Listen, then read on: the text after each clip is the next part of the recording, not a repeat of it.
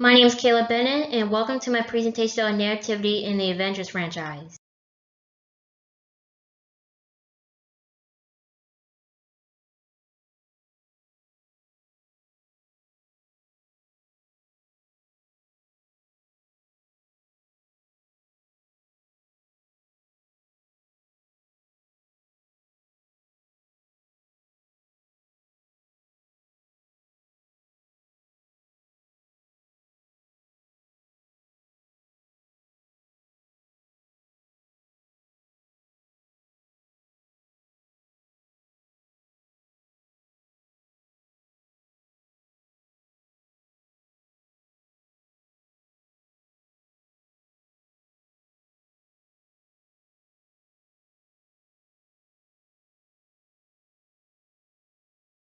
Marvel Comics was founded in 1939. Marvel introduced many superhero characters in the 1940s, including Captain America. Superhero comics became Comic books have great realism and therefore allow great narrativity because they introduce readers to superheroes with real-life flaws and real-life scenarios. And in the case of the Avengers, also real-life settings like New York City. The first movie ever made that was based on a Marvel comic was Captain America in 1944. It was a TV movie. Although it was nothing like what we see in today's Captain America movies, it was the first time a comic book character inspired a movie. This one film opened the door from reading static comic book stories to watching fluid media productions. Marvel has a long history of turning their comic book narratives into live-action media, but they don't always go so well with audiences. The films listed here basically failed with TV and movie audiences. But why? These films were based on good comic stories but lacked good technology like CGI. How do you make stories about supernatural characters if you cannot visually present them on screen in an unbelievable way?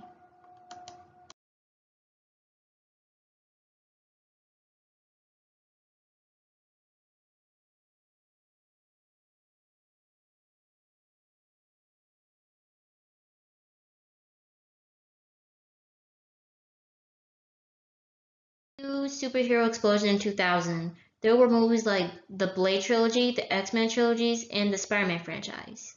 2002's Tobey Maguire's Spider-Man topped $100 million in opening week.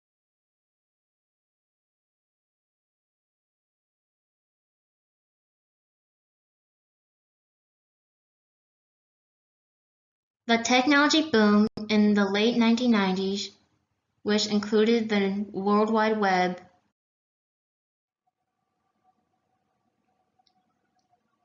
pioneer films such as 2008's The Incredible Hulk and Iron Man officially marked the beginning of a self-contained franchise opportunity, whose goal it was to translate legendary and not so legendary Marvel stories into full cinematic media productions. So, how does this fit into the Avengers franchise? Question mark.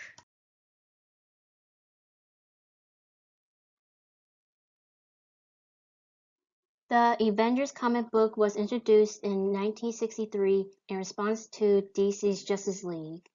They want to unite its biggest comic book characters like Captain America and Iron Man. And they also want to cross over their stories for a greater mass appeal. In the Marvel Cinematic Universe, the Avengers stories were inspired by its comic book origins. Each individual character has a standalone story that could be told in one movie, but provides a sizable team-up film in the Avengers franchise. You could watch all the movies in Marvel Cinematic Universe, but Marvel focuses its narrativity and storytelling in the Avengers franchise.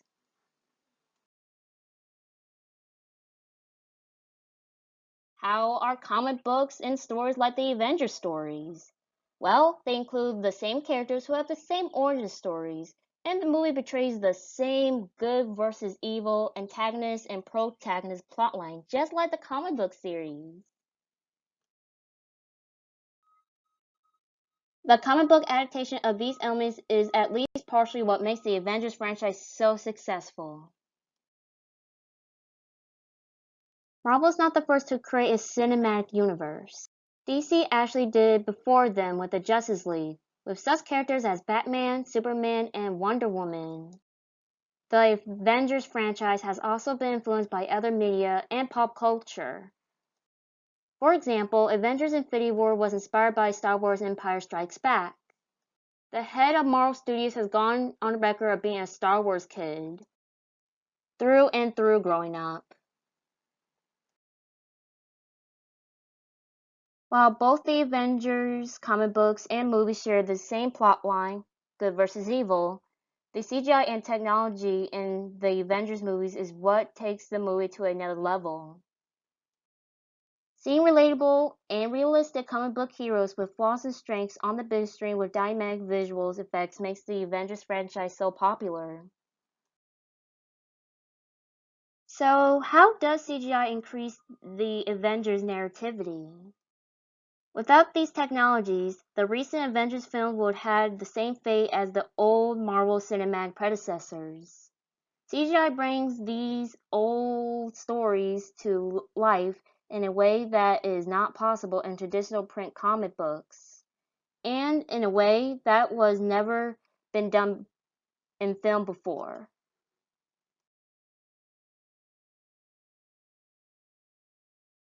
As can be seen in this slide, technology, imagery, and the creation of real-life fantasy worlds tell the comic book narrative vividly and on such a scale that cannot be replicated in regular comic books.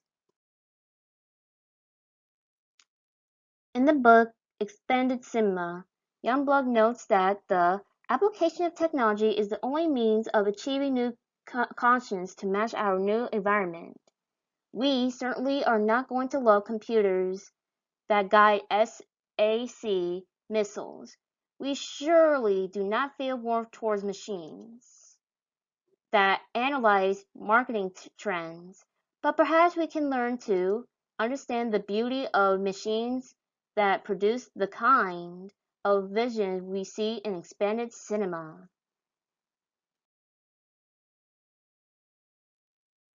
To make an Avengers film, and most of MCU films, some realistic elements are intertwined with the fictional storylines. For example, the climactic alien invasion in the first Avengers movie happens in New York City and was called the Battle of New York. In the second Avengers movie, a fight between Iron Man and an out-of-control Hulk takes place in Johannesburg in South Africa, and this was called the Duel of Johnsonsburg, South Africa, and was called the Duel of Johnsonsburg. This narrativity realism is what is so appealing with audiences.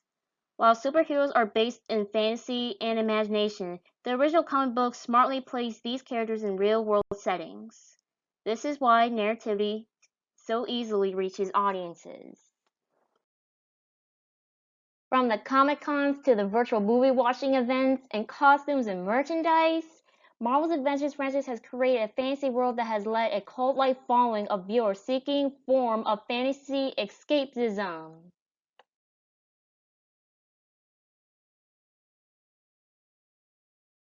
This cult-like following has arguably led to a sort of alternate reality, where fictional characters, storylines, and worlds are seen and discussed as if they really existed.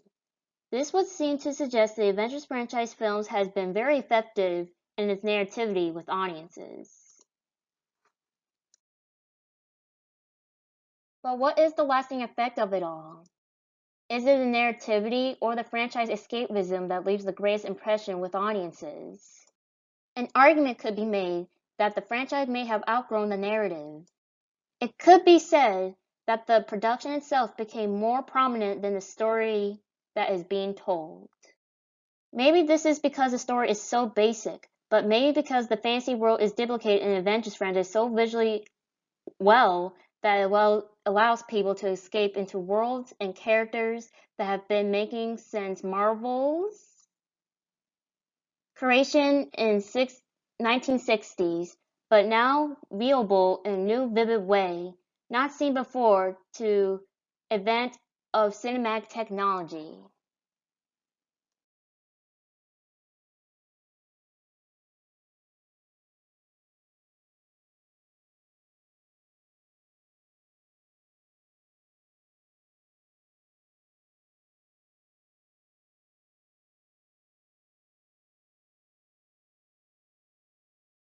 Today, Marvel is still creating content for fans to see after the final movie, The Avengers Endgame.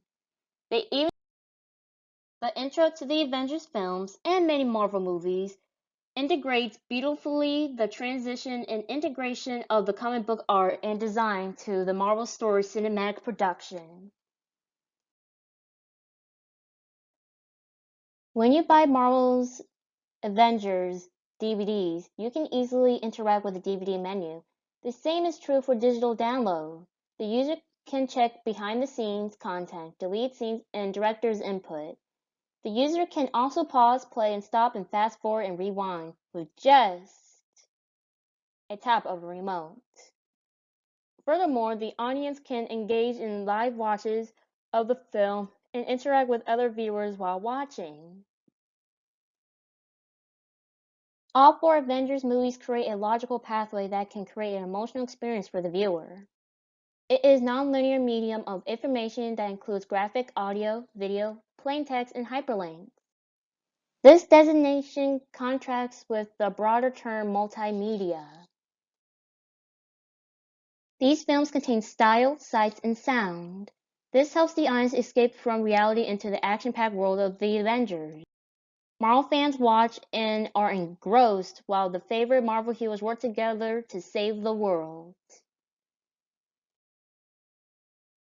As Perry Levy notes in Art of Agriculture in Cyberspace, the emergence of technoculture environment will encourage the development of new kinds of art, ignoring speculation between transmission and recapitulation, conversation and interception.